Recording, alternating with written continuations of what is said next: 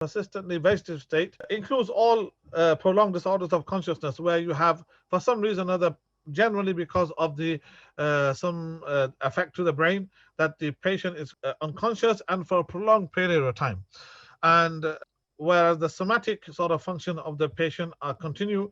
So the question is, what is the intent behind providing treatment to this patient? And you have a sort of a combat between sanctity of life and quality of life. Sanctity of life would say that any kind of life is better than no life. It's better to be alive than to be dead, whatever level or whatever kind of quality of life that has.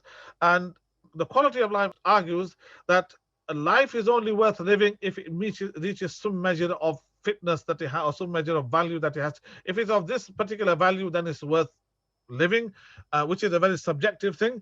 But and if it's not to that level, then it is not a life worth living. And so there you have this sort of a contest between the sanctity of life argument and the quality of life argument.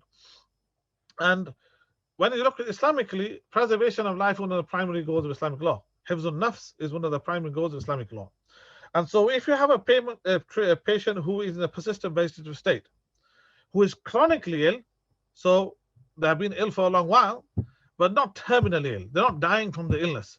And then you decide that actually we are going to withdraw treatment from this patient. For example, they may be on a ventilator or whatever, and you decide to withdraw that. That decision to withdraw that or to withdraw food and fluids from that patient simply means what? That you are intending to terminate that life. However, what you have to do is balance this by continuing to maintain and sustain that life.